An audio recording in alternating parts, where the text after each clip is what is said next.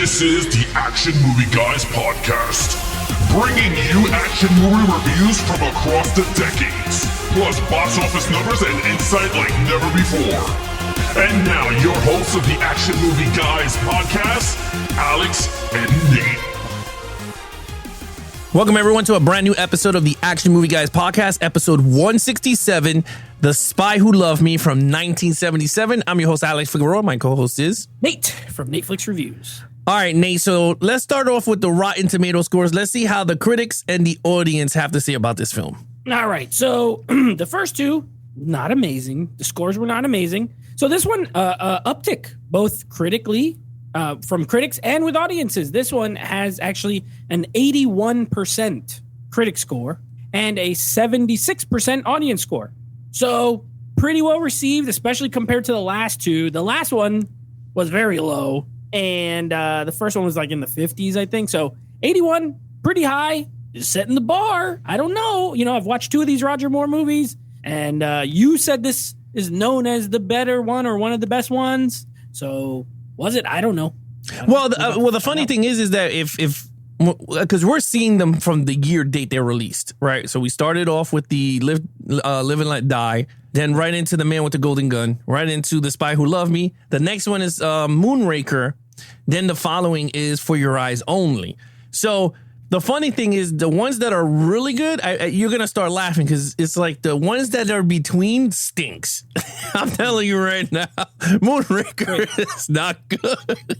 I'm looking forward to Moonraker. Yeah, I know we're going to look forward to it. Space. Yeah, that's the one he goes to space. But then For Your Eyes Only is another good one. But yeah, when it comes to The Spy Who Loved Me, it's a very good movie. And the cool thing is it has one of the special vehicles that makes Bond that people went crazy for. We're going to talk about it, of course, during the action sequence. But with that said, let's start off with the opening number, which was Nobody Does It Better, sang by Carly Simon. Carly Simon. I mean, a legend. Yeah. You know what? This was interesting. So as far as the song goes, it's like a slow song, which it is not, crazy unusual. The new James Bond, like Skyfall is a slow song. So it's not like you can't do slow songs. But Carly Simon is like a music icon, singer-songwriter. And I like the song. I thought the song was good. Like, as a song, I think it's a really good song. And also the visuals, this time, much better than the last movie. The last movie was just some water if any movie should have had water, it should have been this one. Because there's submarines and the whole storyline's about submarines. But for some reason, the last movie had water. This one, way better. Gun shooting, naked ladies, like really naked. You could see a lot more in this opening credits than any other one. I'm like, oh my gosh. And this movie's rated PG, but there's definitely boobs. They show them right there in the credits. I thought it was good. Not the best. I'm going to give it a 4. I liked it, but I liked the song. I think the song was really good, and Carly Simon's voice, very nice. I thought the opening credits was a way step up from the last one. Yeah, I mean, this is funny because it does have the title of the song from the movie. The Spy Who Loved Me is in the song, but it's not the title of the song, which is funny, right? So, but I thought it did work very well with the opening. It worked well. I agree. The video segments was the traditional Bonds, but it didn't give you as much of what the movie's about either. But it was really good. It was way better than the last one, The Man with the Golden Gun. 100 times better than that. The song I liked more. So the song I gave it a 5 in terms of visuals and the naked women and all that, the silhouettes. I gave it a 4. I agree with you on that one. I mean, you do get Roger Moore in the silhouettes also with the females. You do get the Russian, that it's from Russia. We'll talk about that in a few. Why? But I thought it worked well. I did enjoy this one way more than The Man with the I agree. The first out of the 3 movies, the first one was the only one that it kind of tied into the movie, like with all the stuff. This one didn't really. You're right, but it was still more visually appealing than the water one. You know what I mean? If the next one doesn't have them like floating around in space, I'll be minus 1 point automatic. Don't tell me. Maybe, I don't know. I haven't seen that opening in ages. But it better. It better. Yeah, all right. So look, with that said, let's get right into Roger Moore for the 3rd time playing as 007 James Bond with lead character Sir Roger Moore. Neat. I haven't been crazy about my man Raj. You know, he's just seems like an uncle, my British uncle. Yeah. That's what he seems like, my British Uncle Raj. But you know what? Took a turn for me in this one. Pretty good. I liked him in this one. Maybe it's because of the fact that this one of the three was the most serious out of all the three of them. Way less goofy, corny humor. Now, there's some absurd things, and we'll get into them in storyline. But if I can honestly say that this movie is way less goofy than the first two. And wouldn't you know it, by just kind of playing it straight and more serious, Roger Moore is way better in this movie, in my opinion. I thought he was way better. This storyline works. You know what it reminded me of? This reminded me of a Pierce Brosnan Bond movie. Yeah. As far as the tone, as far as the storyline, I know they don't remake the Bond storylines, but if they ever did, the Brosnan could have done this exact same movie. But it fits in his sort of, Daniel Craig's are overly serious. They're super serious. Yeah. Brosnan's, I feel were the balance of serious, but a little humor. And then so far, the more movies have just been goofballs. But this one seems like Brosnan. I liked him a lot. He still does his goofy karate fighting, but way less of it. So it was, it's less annoying. I liked his relationship with the girl, even though he's still, of all the Bonds so far, yeah, he's a little forceful when it comes to the women. He kind of a little bit of a toucher. But I did like his dynamic with her more in this one than in any of the previous two. Yeah. So I liked him. I give him a 4. I thought this was his best outing by far. Yeah, it's funny. Roger Moore, I gave him a 4.5. I thought he was really good. And the crazy thing is, right now we're third movie in out of 7. Yeah. This is Bond. It's crazy, right? When you see him now, you go, wait, he has the charm. His voice, I mean, I don't care what anyone says. That dude's British voice is so awesome.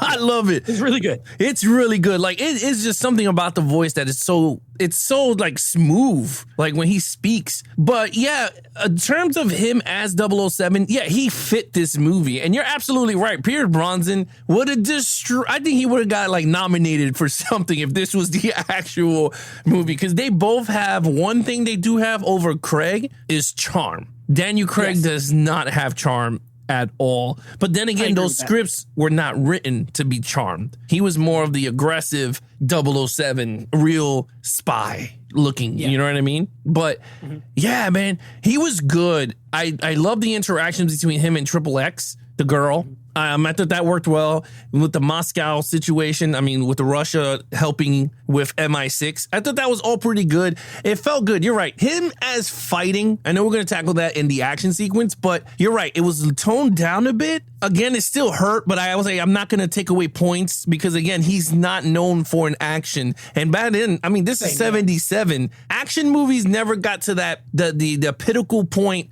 of what we know now of hand to hand and everything. Once it hits the 80s, once that stuff happens, that's when we get action movies where the stars are hands-on, ass whipping all over the place. So right now, the 70s, you could do judo chops and judo kicks all you want, and dudes get knocked out. But he did less, which was he good. did less. He did less, and he did more shooting in this one. Yeah, no. I thought it was pretty cool. So with that said, I gave it 4.5. You gave it a 4. Now let's get to You know what scene I really liked with him as far as it really made his character better? It was short. He's talking with the agent and he orders her the drink, right? He knows what drink she wants and then she knows what drink he wants. And he's like, oh, okay, so you know about me. And then she starts talking about him and who he is. And she gets to the part about, you were married once, she died. And then you could see he kind of is okay. Yeah, he got to the point. Yeah. And it was good because it added a layer to him that he hasn't had yet. He's like a playboy, but there's a reason why. He loved one time and whoever that was died. And I thought it was good. It was a good acting scene. And that automatically I was like, I'm going to give him a 4 because this is a way better version. So yes. Well, the cool thing is we did not get to see that movie. You do get to see 007 get married, but that's the continuation that you were talking about. They did bring that continuation of him being married, and they do. I mean, you already know they killed her. I mean, watching them out of order, it's interesting because now I don't know who that was, but it added a nice layer to this movie. Yeah, so you get to see that his he got really serious. He was really he's like, you got to the point. Up. Yeah, he was just he got really serious. And you're absolutely right. All right, so let's get to the actual main villain here. Now, his name was Stromberg. Yeah. Right? And Jaws, He's like a the super henchman. rich. Yeah. So I was gonna give the villain a 3 because he's generic, but I added in Jaws to the scenario because let's be honest, Jaws is the villain of this movie, Yeah. and my man Jaws is like a horror movie villain. He's 7 feet tall. Yeah. He got gigantic hands. He has metal teeth. He like, And he kills people by biting them in the neck with his metal teeth. And he's horrifying. He's giant. He's scary looking. Like, I would love to see him in a slasher movie. Like, screw Michael Myers, screw Jason. Give me Jaws. Just walking around a neighborhood being gigantic. You can't hurt him. They did so. He got dropped into water with a shark. With an actual shark, and he bit the shark to death.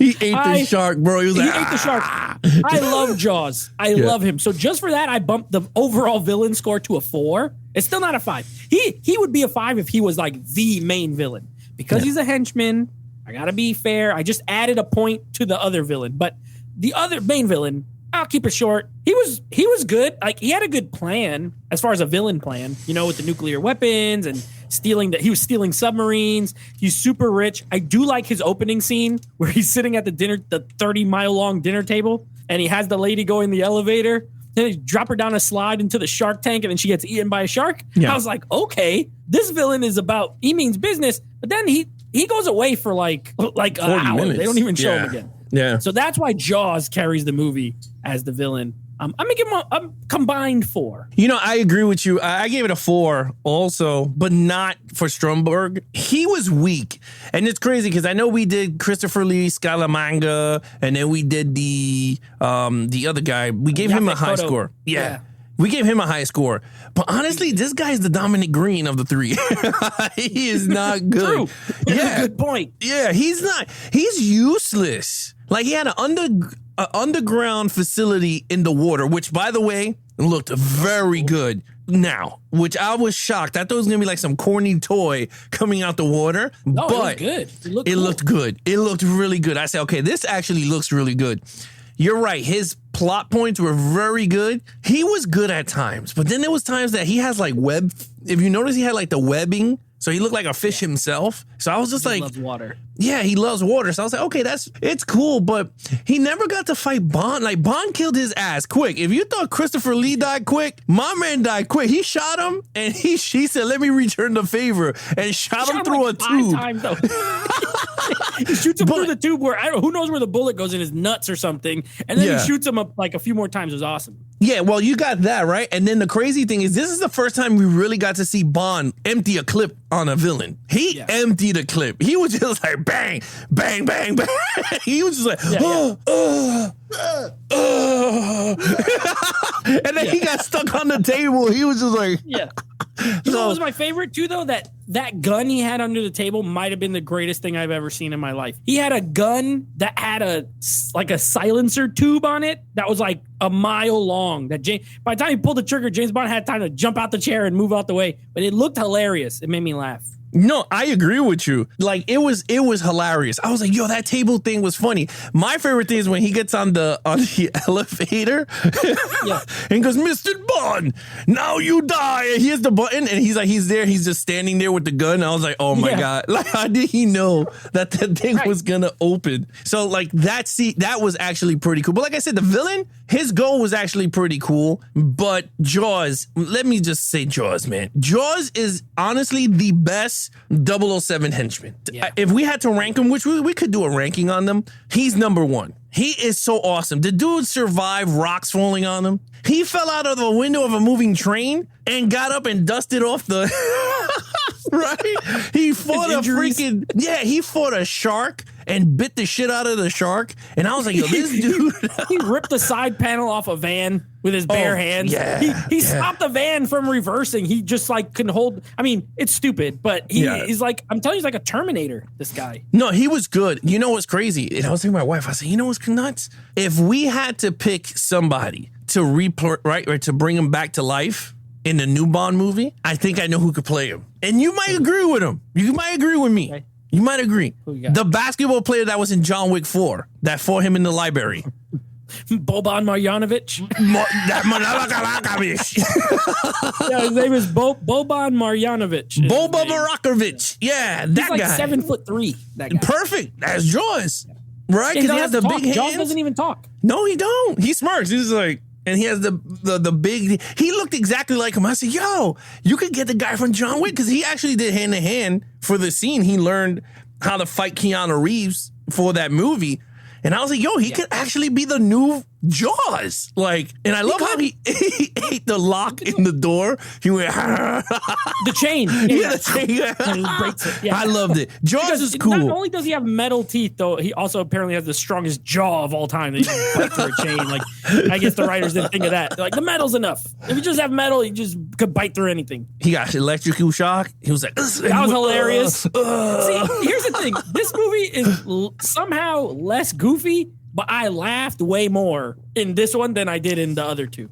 Yeah. That crowd was, when he sticks a little wire in his mouth, I laughed so hard when I was watching it. It was awesome. Yeah, I thought it worked though, and I think that's what it was. You took the what's the disbelief? I forgot the absurdity. Thing. There's some you have to have a suspension of disbelief. That's what it is. Yeah, it's an absurd movie, really, but it's played straight. That's why it works. Exactly. It had a serious tone, but then it gave you a little bit of far-fetched stuff. We're talking about far-fetched. Let's get right into some action sequence because we got some good ones and some hilarious action sequence here. Hilarious. So go ahead, Nate. So what do you let me think? tell you that this is what I mean about the absurdity of it. Because the last movie, all of them are good. The first two are goofy. The big difference here is in this movie, James Bond, this is when I texted the group when I was watching it. James Bond has a car that turns into a submarine car. And that was really down there driving because there's people on little boats and he crashes into them on film. There's no CGI back then. So I don't know how they did it, but it was pretty cool. But the difference is that they just do it. Where in the last movie, okay, total different directors because the last movie, you had that car jump, remember? And like it was a cool stunt. And it goes like the sound effects are like, you know, why did they add this dumb sound effect to this cool movement? This one, it's like, this is kind of dumb, but they're playing it dead serious. Like, there's no goofy sound effects. There's no corny little cartoon noises. You know what I mean? Yeah. So it worked better. The action scenes were good. I don't think I'll ever give any of these movies a 5, personally, because unless it's a 1 hour and a half of explosions, it's just too basic for me to give it a 5, you know? Like you said, 70s action, there are movies that have 5, you know, like I'm thinking something like maybe the car chase scene in The French Connection or something like that, you know, like it's so well executed and ahead of its time. Nothing in this is ahead of its time, but this one has the best action so far. There's like a lot of shooting, explosions. The scene when they're in the boat, when the big boat captures the submarine and they're doing like the escape and they're throwing grenades and they're shooting and they're blowing stuff everywhere. Up. Yeah. There's grenades everywhere. And it was pretty good. Little hand to hand, not as much, which was good. The underwater scene, I like the underwater scene. I thought it was cool. I like the guys that come out on their little like underwater motorcycles and then he just crashes into them with the car. And I thought it was neat. I like that. I thought the action was actually good. I gave it a 4. It's been the best of, again, so far, James Bond was the best of the 3 movies. I think the action was the best of the 3 movies for me. Yeah, you know, when it comes to action sequence, I went above you a little bit. I gave it a 4.5 because we got a lot of action in this movie. The movie started off on a skiing action scene. Skiing. That one was good. It was awesome. That was good. I mean, you can see the green guy jumped screen. off of that mountain, whoever that was. That stunt double. That was awesome. And that's the thing, like, that's where it elevated for me to the 0.5 point to 4.5. Because I was like, you know, one thing 007 does very well that Tom Cruise do now is the practical jumping and everything. 007's been doing that for, ages, decades. All right. You saw it in this movie because I told her, I was like, wait, this exact sequence of him jumping off the canyon is exactly what he did with the motorcycle in the new Mission Impossible trailer that we saw, that he just catapulted out, which I bet we're going to see it in one of the Bond movies that he does the motorcycle catapult, whatever. But it's awesome. I was like, we did get the green screen. right? When it's That was hilarious. It was hilarious, but you know what? It worked because you're not going to have Roger Moore going down a mountain getting shot at. But I like the opening. The opening was so awesome. I was like, now, you know you're getting the business when the 007 just finished banging a chick. She turned on him, and he's getting chased by the dudes. And I was like, now, this is a cool opening. That was cool. You know, the fights between him and Jaws was actually, I liked it because Jaws is just unbeatable and he's like a video game villain that you didn't know how to beat him. So I thought that was cool. The Lotus car chase was awesome on the mountain when they were going through the car, when they were chasing each other. That one guy flies off. It's like a rubber body. He was like, it's so funny. Yeah. That car chase with the Lotus was awesome. And then when he goes into the submarine, I lost. I said, this is the shit. I was like, this is what I'm talking about. I love the underwater sequence. And I love when he shot the missile with the hot chick in the helicopter. Oh, yeah. Yes. I was like, this shit has missiles that goes and hits the helicopter. I was like, this is it, man. I was like, there's nothing. People cannot tell me that this is a bad action movie because it cannot be. No. This had everything you wanted, from a chase in the Alps to the underwater fights. And then you got the actual, like you said, the ending of Bond raising havoc, getting the chick and then destroying the palace. I mean, it was just awesome. Yeah. It reminded me of the Tomorrow Never Dies with Pierce Brosnan, right? When they had that stealth boat and then it was just destroying everywhere. That's what it reminded me a bit. But yeah, no, I thought it was good. I gave it a 4.5 just because of the opening was just so good leading up to the song. So 4.5, you gave it a 4. Let's get to storyline. Yep. Again, strong. I thought the storyline in this was really good. First of all, I liked the character dynamic between him and what's her name? Asimova, I think is the character. The Agent Triple X, her real name was like Agent Asimova or something like that. Anya. Yeah. And I like their dynamic. I like the little, once the reveal comes out that he killed her like lover, you know, and she's like, when this is over, I'm going to kill you. It's like, ooh, okay. We're going to add a little bit of intrigue. I like that. Again, I thought the villain's plan was solid for a Bond movie. You know what I mean? Jaws was great.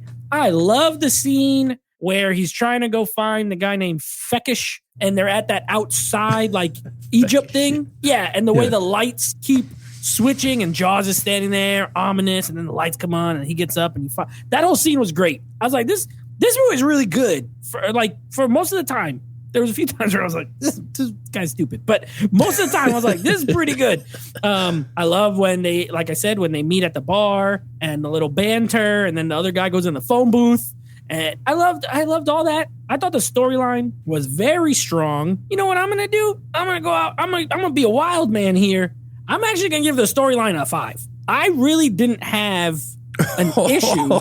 Shit. Yeah, I did not have an issue with the storyline of the movie. I thought it was good. I thought it was really strong. And I enjoyed when there wasn't, like, there's a lot of action, but when there wasn't, I was into it. I was like, this is pretty good. I like that the Russians and England are working together, and they have that weird pyramid base that they built like in the pyramid. In the pyramid, like, that's so weird. Yeah, that's the kind of stuff where it's like, this is kind of goofy, but it also works in the story they're telling. It didn't feel out of left field. You know what I mean? It felt natural for this movie. So I'm gonna give it a 5. I didn't have a problem. I agree with you. I mean, it was coming from Man with the Golden Gun. This was a solid.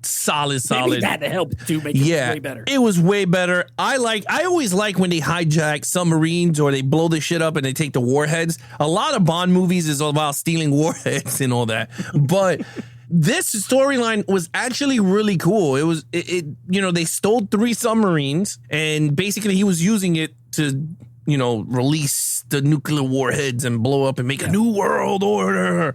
So I was like, okay, cool. Now Bond has to save the day with Triple X. They stole 16 missiles. What's up with 16 missiles? Like, I don't know. It was a lot, but it's 16. Yeah. So they had a lot of missiles, and I thought it worked. To be honest with you, the storyline at times it felt long because it was 2 hours and change, I believe. Yeah. It felt long at sometimes, but I was really digging the story. I was really into it. Like I said, the action sequences were so much better in this movie. And then when he gets to Q Branch, you do get to see all the gadgets come to life, which I always like that stuff when you see people doing all the gadgets. And my favorite was the guy when he was messing with the thing and then boinked him out. Oh, he's sitting on the little spring. He gets launched off the spring. That was hilarious. That one, and then the tray that cut the dude's head off, and he goes, "We got to get this ready for the for like some dinner party." I'm like, when will you ever need a tray that slides down a table at 100 miles an hour and cuts someone's head off? They were gonna assassinate someone really bad. It was gonna look good. What is up with this movie and long tables too? The bad guy has literally a 50-foot long dinner table. Yeah, no, I thought that. Look, it was perfect. You got everything I think you want in a Bond movie. You got the gadgets. Yo, talk about gadgets. What's up with the phone? The watch with the printer that was going click click click click click click. Oh yeah, he prints out a little tick tape with information. Yeah, I said you got to report in 007. That's when he told the chick that he had to go. Come on, man, this had the gadgets just for you because it knew you were. You're like, where's my gadgets? Yeah, I loved it. I said, this is it. This is it.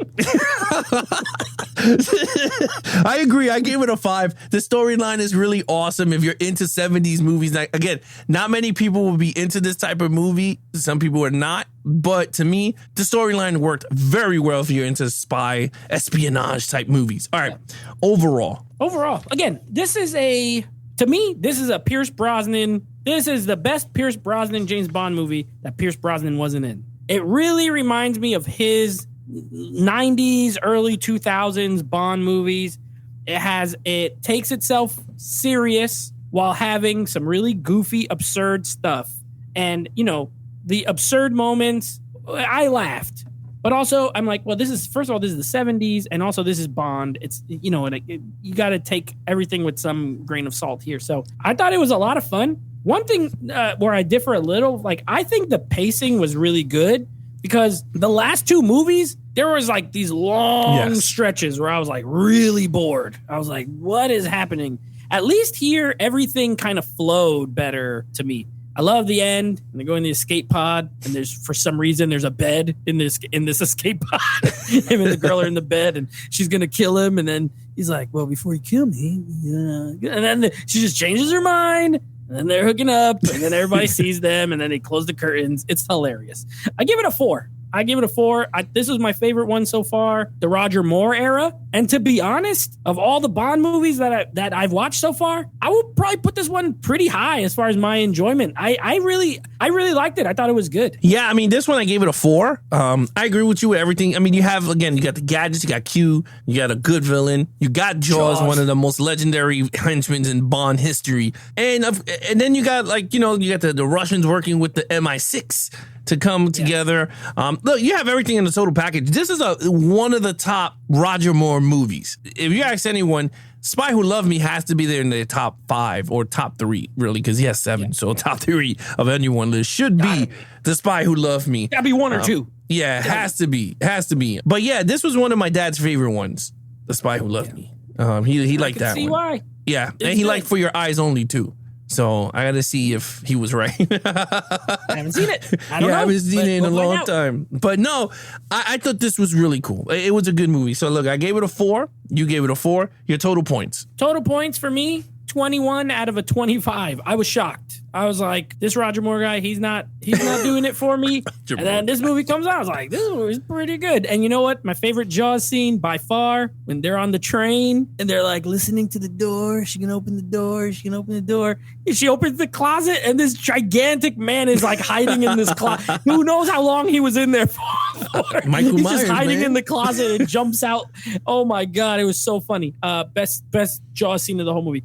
21 out of 20. Yeah, I give it a 22. I think this is a really solid movie, to be honest with you. I mean, I like Live and Let Die. I still think that's a solid Bond movie, but this one is top tier Bond movie, like really top tier. And you know what? Out of the 5 actors, some of them are going to have a few hits, a few misses, a lot of misses.